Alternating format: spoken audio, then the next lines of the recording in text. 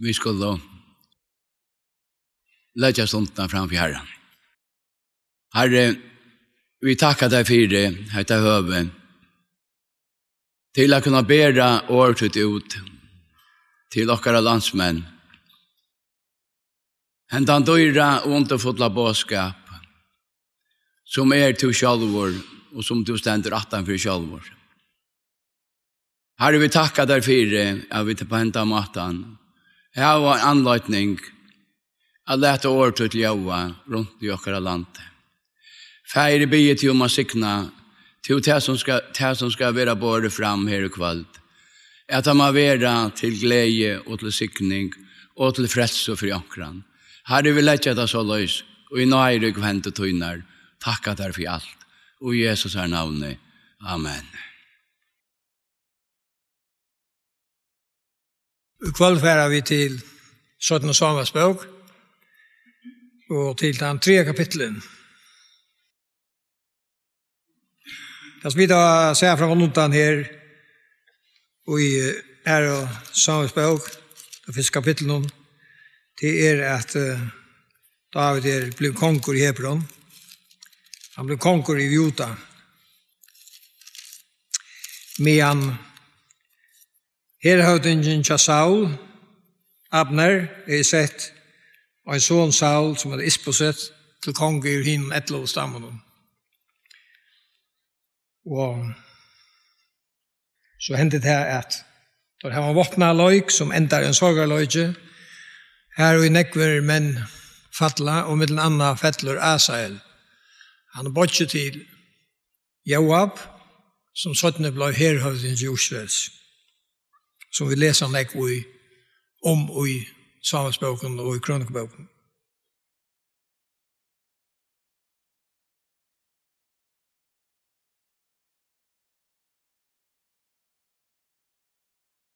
Da vi så kommer til kapitel 3,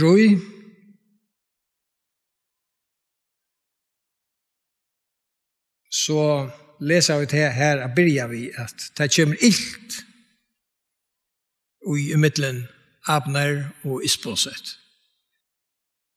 Isboset konkur, han blikslar Abner, okkur om en tjakono som papjansara har haft, og som han sier at det Abner har at vi har gjøre. Og Abner ble så rogande ytler om dette, at han sier at god lett meg gengas ytla om ikke det er ikke å gjøre det så løs at alt rujtje fer til David så som Herren lengst han har lov. Det visste Abner også at Herren har lov at det var under David at rujtje skulle komme. Og det stender at Isboset han var så bensjen og ratte så ytla Abner at han tårde ikke å si et år. Så rymmer Abner fra Isboset og sviker han og fyrir parst ved David. Og på rådlegget så ser man Abner sier at jeg skal fære og få alt folket at undergjøve seg til. Og Abner var en ekkelig avhilde med vår og til å ordne han kjøtt. Og han får så av sted til å gjøre til. I middler tog kommer Joab, heim av hersfer som han er vært i Asam av i månen David.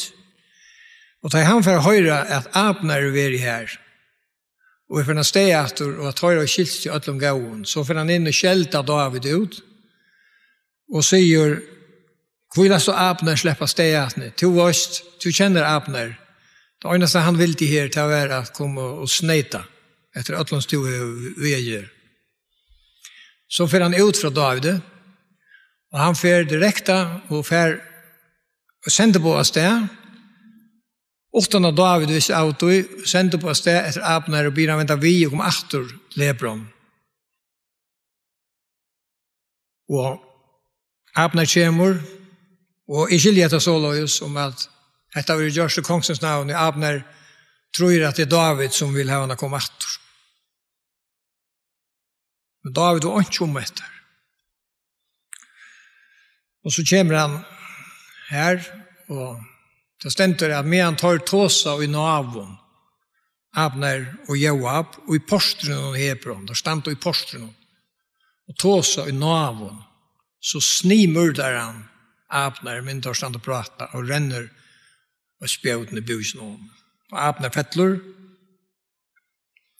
Og det er sånn at David var så rinker om dette, han græt. Og han synger en sorgarsång om Abner.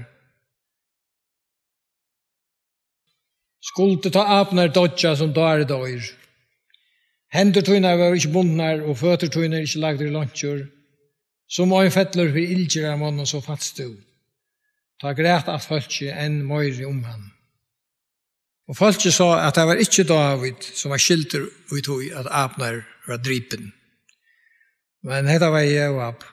Han hevnte drapet av Bodjason. Nu kan man säga det här om detta drapet. Att tar jag då vattna lojk och så blev det att ordentligt bara det.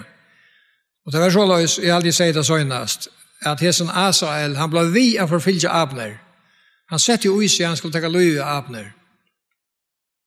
Så på en måte var det en självvärje. Abner säger vi han färd till någon annan. Lät mig inte renna spjäut i ute. Han ville inte drepa han. Men han blev vi av förfylja han. Enda nøddes Abner att drepa han för inte att driva en självvård. Det ständer i Mosela om att det är en drap och en annan av misskav. Det är inte vad görs du vilja, men det var av misskav. Så kunde han flytta till en av gristövnen. Och så långt som han var i gristövnen kunde blåhävnaren inte komma efter honom. Och det var galt detta här fyra Abner. Han har gjort det här i självverg och han ville inte drepa Asel. Men nøddes att drepa han. Her kanskje også dere lære om hvordan områdende det er å kjenne hvordan år og hvordan vilja. Og hva det gode sagt. Det kan bjerge over løyve. Det var det som bjerge i løyven under Daniel profetet. Det var tog at han søkte god. Da så neien kom av han, så visste han øyne fære til. Og på den måten han bjerge i han løyven og kjasser og med vimmånden. Det kommer klart fram at Daniel har hørt Guds år fra Batnia, og han har lustet vel etter og tidlig vitt. Jeg var ikke hvordan vel i Abner man har lustet, her som han har vært. Han var jo en Osles Mauer og en Benjaminitter. Han har jo kanskje lyst så ytla, eller lustet så ytla etter at han ikke visste akkurat hva det galt av vært en grisdag. Han stod i selv om grisdag, men i postren. Han sa utanför marsk. Og her stakkes ned Joab han nior. Hei han vært innanfyr, ordentlig innanfyr. Så hei han kanskje ikke ripen enn det er. Hetta lærer dere om hvordan tøtninga mykje til å kjenne hos år, kjenne hva det Bibelen sier om frelse og fortaping. Han som ikke vet om ikke tog inn å lese hos år, han lever en blindløyga, og han tror tog som mennesker sier vi han. Det har vi bare åkt og annet sagt som er godt nok. Da kommer himmelen vi. Men kære viner, du må sitte i skriften her. Her er til øynene som bøk som vi kunne få vite hva Gud sier god om hans spurninger. Så vi kunne bjerke løven. Det måtte ikke lytte mennesker. Først lærte han et eller løyken.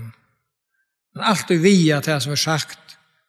Vi er færre kjolver og Guds år. Og det er ikke ringt. Hvis man leser Nødja testamentet i Jøkken, det er kjøtt å lese. Om du så bare leser fra Apostelsøen og ut, det er oppe til stittre, så er det nok, det er lyst til, så varst du, hva Bibelen sier om frelse og fortaping. Det er ekvelig viktig å vite. Jeg har lyst til Guds år. Da vi kommer til 4. kapittel, så etter og snimurd. Det var Isboset Myrtor.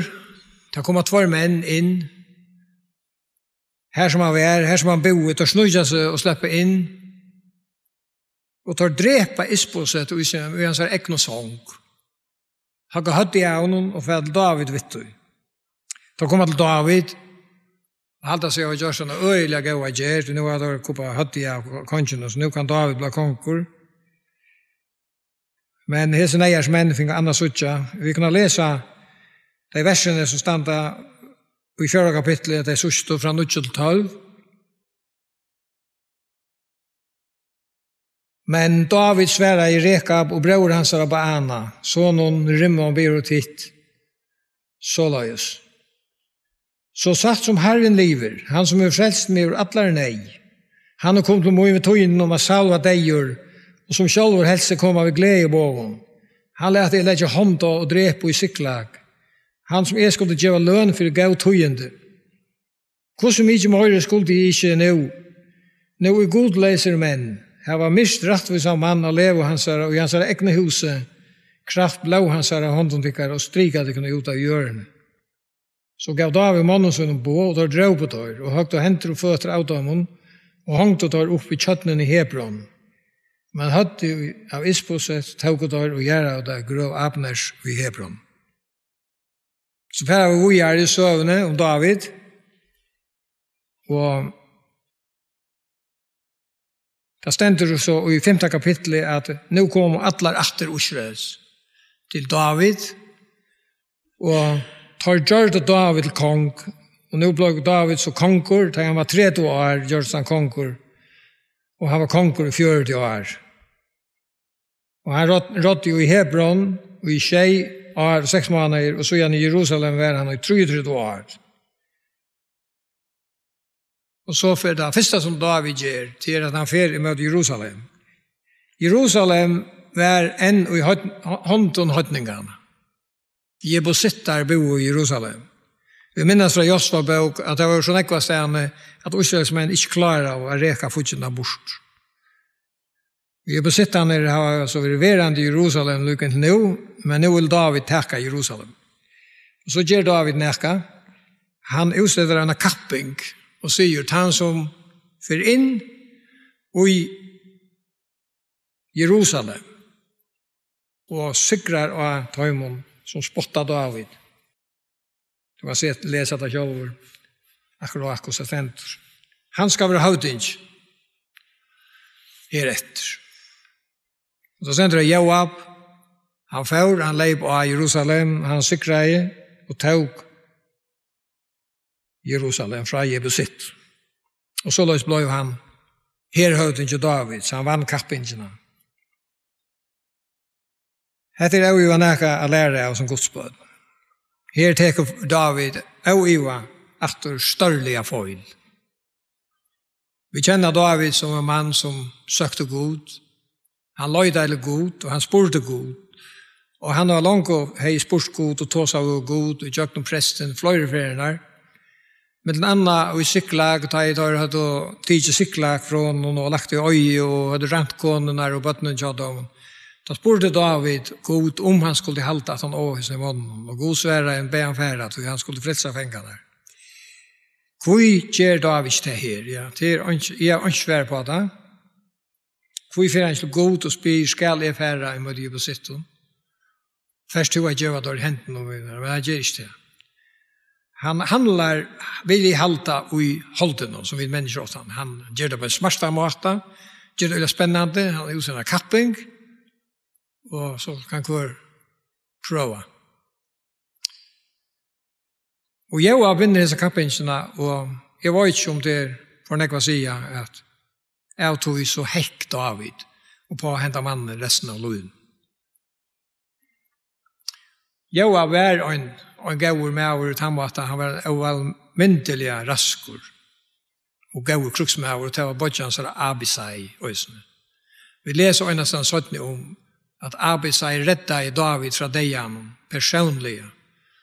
Da David gjorde småor och en barde. Och det var lycka vi att ögonen av filistaren hade det var ögonen som stora. Det var så rävla stora som av dem och gatt. Och det var omräppigt att han gjorde av David tack om Abisai på i här och bjärga i David. Det var rätte kruksmän och gjorde det gott för David. Men Joab kommer att göra øyeligt kjedelig ting. Først er han gjørst etter her, han driver Abner. 17 kom han å drepa kongasonen, Kjolvan, kongasonen Absalom. Og han kom også ned å drepa Achters nymurd. Han drep Amasa, som David har sett til herrehøvdinger i Jota. Stein 4 Joab. Det var 18 år Joab driver kongasonen. Ta vil David ikke vite av Joab mer, og han tog sett inn den her. Men Joab ikke med over som så han vojar bort seg og sier, ja, nå må jeg på kjøm. Men han vil det være fremstor. Så han drev på øysen tann her høvdingen, for jeg behalta jobb. Da vi kommer i sånne parstene av pinta kapitlet, nå synes vi bonta med oss at vi David. Nu är det filisterne her. Filisterne på spel efter och tar jag finner vita att nu är det Osles med Salva David och kong. Och så att komma på en vägen och ger av David kong. Och så samlar sig här en rikva filistare och en del som är refemställer och David, nu får David herran. Och han spyr herran skall färre mot dem. Han spyr tvärfärre när herran drar oss här. På avfärre när skir herren ger hon apostel så är blir han bara färre. Och han sikrar så filisterne. I hei ser versene framme søgnast. Gjev herran og vet hun i hånd, lyt av han skal gjøre det. Og at det sendt sjålen 25 og årstøkene 16 tror jeg, gjev herran og verskene i hånd, så skulle rata henne få framkomst. Det er at hun sier at vi beter så ofte han i dag så lov. Han rafer seg vi herran, han spyr herran. Og det her er gjort okko nøysene, jeg helt ikke nærlig god. Og spurt han, det er så områdende.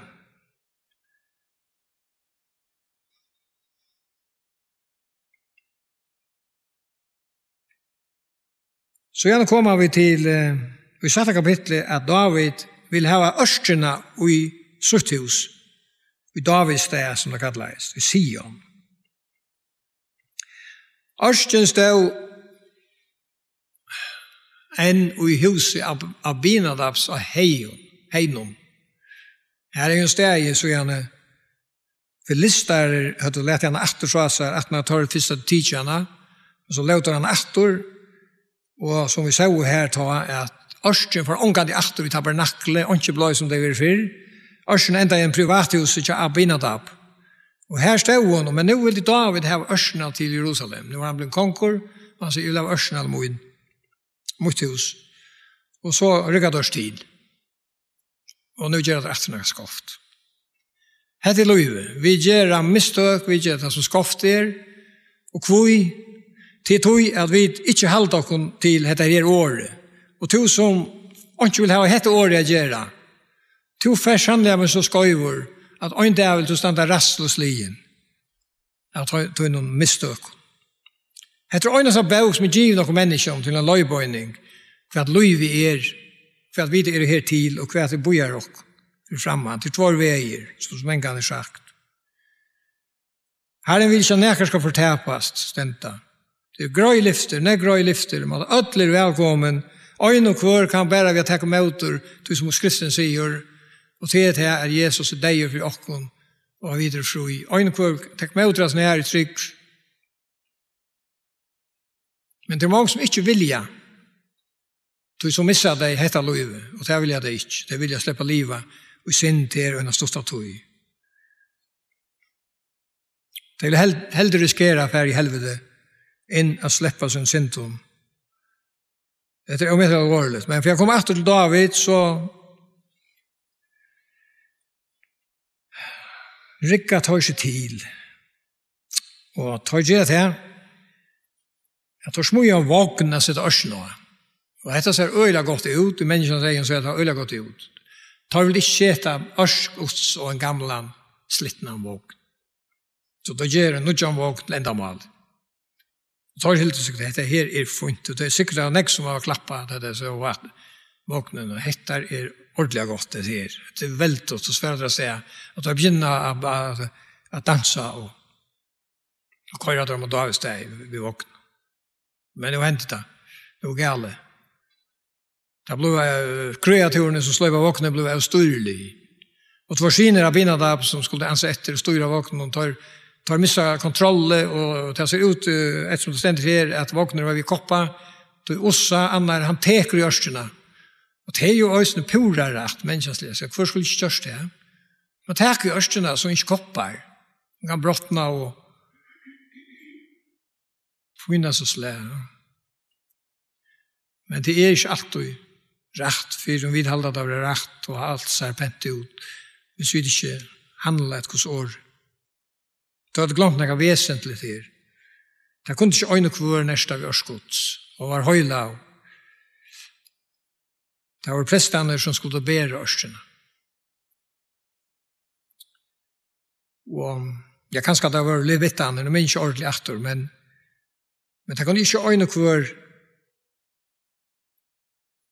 nästa i örsena. Det var så kostar sig så lås vi läser om det i Mosebok att ta det röst och chalte eller ta det rätta sagt ta chalte skulle täckas nior och då skulle det flyta och allt skulle packas nior. Så var det så lås att det var allt skipa och en särskild halt och kvar visste akkurat vad han skulle göra. Och det var Levi 8 som var utvald till att hjälpa prästen Arons 8. Och tar vi utvald till helt speciellt ting. Och det var Joshua, forskrifterna var så lås här att i örsken skulle flytas. Så det så tog och där och tar prästerna tar för in i det allra högsta. Och tar tog och packa av örsken och säger man tar lött och ta hororna eller ta förränge som la framman fyra. Nej, det som häck från fyra tar lött och ta och packa av örsken nu det. Så hade jag då lött åtta skinne och så lött då ett blått plagg och sån iver. Och så kom männen som bära, kanske det var levittaner som skulle bära. Men här var de bara sätta sig inte om att packa in i näkan och sätta på en vagn och så färd att tralla inte stäv igen och heta Jack Ytla. Det är som skulle vara en glädje och ända en sorgar där. Ossa dör här, så innan vakten. Och David han är Ytla vi. Och han säger, i där kommer örsen inte mot hus. Det här är en sli ossan i. Så för örsen efter inne i privathus. Hesa för ju ögonen som Obed Edom och han var gatt. Och jag huxar vi med alltså för detta för mig som är det en höjtning går nu David kör örsen till. Han är gatt. Listra boinen men så är ju bibelskolan och jag var skolan till så jag bara ger till att det var en levittor. Det är sån Obed Edom. Så om han var flottor till Listraland ett land och så kom efter Israel ett land där en annan ganska bojer som är gatt. Det kan jag akkurat säga. Jag tog mycket kan man så det är inte väsentligt. Det låter inte bruka tog i båt. Men det kan vara stort lite alluga att fundera i mist. Nej, jag ser det är ganska skofta med att säga att man inte ska bruka tog i till att allt som är skrivet lärde om och det är så gott att kräva ner näck och kanna öle väl. Där kom nu vad som är så och hur var det där. Det kanske näck kunna finna det vi läser näck var era skrifter. Men nog om det. Så stod Örsten till Obed Edom och så kommer togen till David. Herren är signa Obed Edom och allt hans här. Vet att Örsten stod här. Och så säger David, nu är det Örsten och Moin. Och så färdar Anotjon och tar färdar Gera Klors till att flyta Örskots urhus i Obed Edoms nyan i Davids det. Och nu ska jag färda och läsa några vers i fyra krönikebok. Krönikebökerna där är de bortre av om judakonkar. Men kongabökerna fortäljer om bäg om judakonkar och om Israels konkar. Vi vet att Ruiche för tvåningar att han och Salomon konk var dejur. Det blev 2 ruicher. Kongabøkene forteller oss om og bæge rujtjene. Men kronikabøkene forteller oss om bæge og judakonger, og her kan også stendes som er utførligt. Vi skal fære i 15. kapittel i 4. kronikabøk, og lese 11. vers og noen vers. Så sendte David bo etter presten og Sadak og Bjartar og Levitton, Uriel, Asaja, Joel, Somaja, Eliel og Abinadab. Og sier vi tar, tid etter høydingar Levittana, halvtje tikkum, bæg tid og brøvertikkara, og flyt i ørsk herrans gods Israels hier som har gjort en sted til. Tog jeg tid ikke var vi hina fyrre og fyrna, gjør det herren god okkara brått med nokkara. At det fyri at vi søkte han ikke, så løy som tilhørt. Nu er David opp det der her, hva stør han feilene i gjørst, og nu rettar han på etter. Og nu ganger bedre. Da stender at David hoppa i og dansa i, og Mikael la en vinta i hugget etter honom, og hon beskylde han for å dansa her nætjen. Og jeg har danset sammen med noen arbeidskålen, og så beskylde han for det. Og David sier bare til at vi Mikael, at jeg vil være lydelig egen, og jeg sier arbeidskålen stod hos rom, ta vil jeg være glad sammen vi. Kapitlet enda er Mikael var bandleisel, det er det sånn. Så gjerne kommer vi til 10. kapittel i 17. Samuelsbok. Her leser vi til at David sitter en der i hussønnen, og så sier han med Nathan profet, jeg bygger vi husen av vi tempelet, men Ørskots bor i kjalt. Profeteren blir han bare gjøre hva han i hoa, det gode vittar seg. Men nåttene kommer god til profeten og sier, for sier David, du skal ikke bygge meg huset, du er uttalt sånn jeg blå. Men sånnertøyen som kommer ur lendertøyen, han skal bygge det. Det ble jo så som god sier, og David for stein 4, er savnet tilfær til tempelet. Men så stender det etter i disse kapitlen. Men Nathan sier vi David, sier god ved Nathan, sier vi David, at jeg skal bygge tærhus, så kommer god ved en døyre på en lyft til David, og sier han alt som han skal gjøre for han.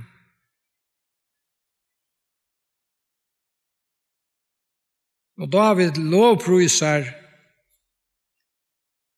Herren om sørste nyhets kapitlen, og det sørste verset sier, «Lært tøyne lykka til å sykne hus til henne tøyns, så det er standande for Asjan tøyne til evige tøyer, tøy to herre i tala, og sykning tøyne skal gjøre at hus til henne tøyns vil skykna i alle æver.» Det var nettopp det som god er sagt.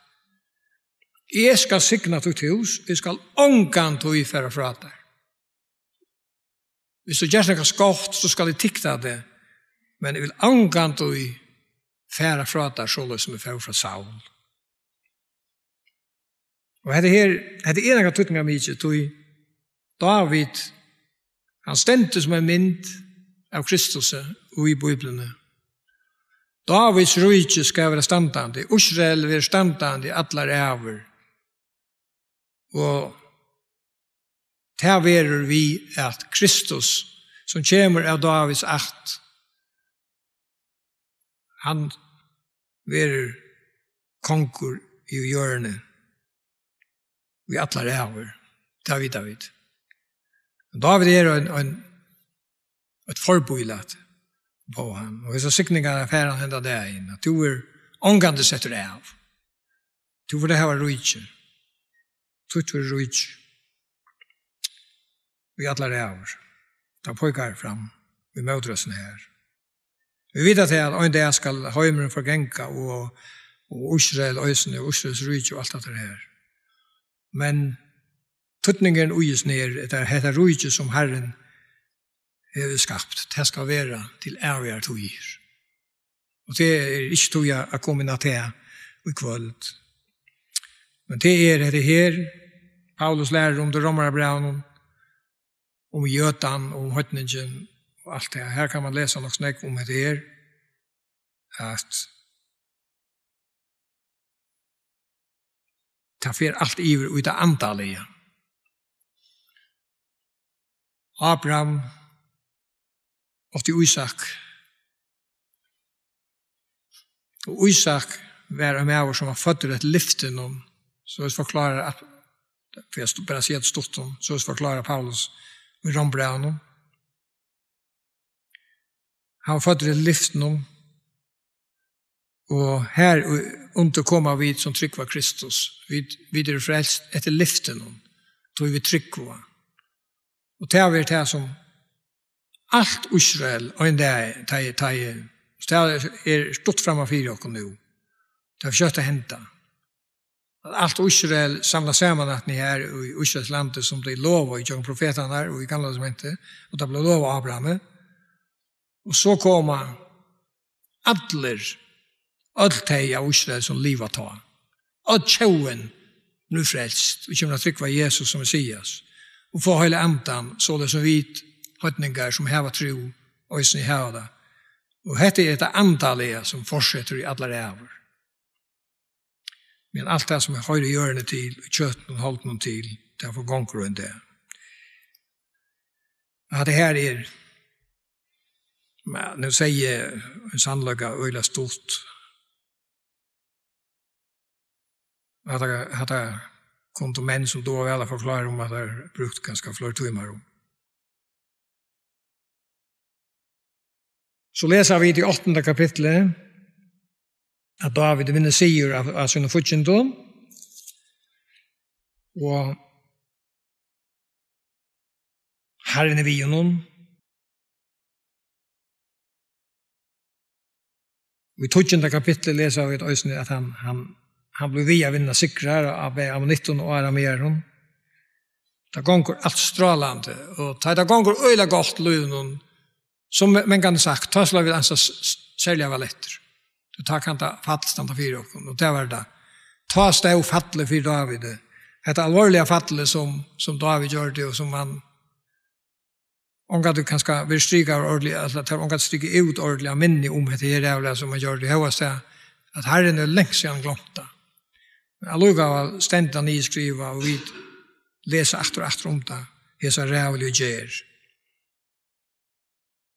Og der kommer vi så til neste fer, om det fattle, men en løydelig ståttsøva er i midtelen her, 19. kapitlet, og henne skal være det første, og vi viser hitje på neste kvöld. Det er søvann om David og med Fiboset. Det er en underfull søva som maler fire og myndene, så er en øyelig gav mynd om Kristus, om god Kristus og samkom og gods, det er tryggvand. Så det her er en sikkerhet her, det her som vi tar ved i Jøkken og Kvöld. Fyrst ut og bra navnskild. Amen. Herre, vi takker deg for jeg vet du Kvöld at du kunne ha gynnsi i Jøkken og en liten parst av tunne året. Se hos tunne menn, herre, akkurat vær som vid. Ta gjør du feiler, og det er godt, ta gjør hilt til tunn, og du signa i, og jeg forskilt, ånden er fortjent neka, ånden var så gavur av hos person, at alt av tunna er større nøye, til to funnet på å være mennesker nøye.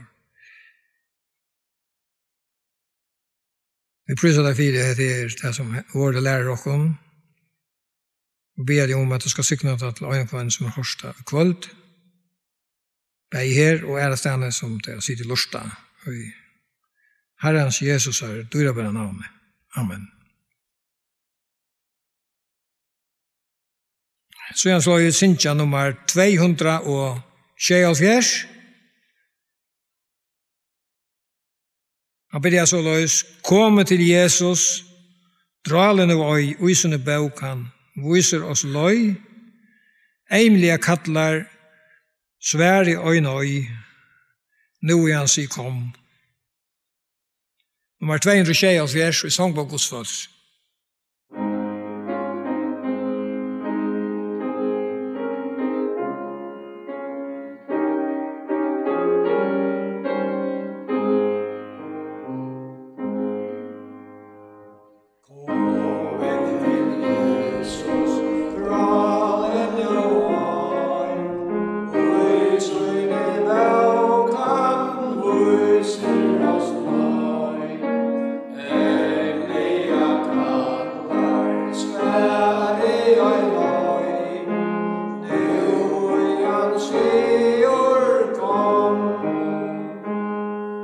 Sen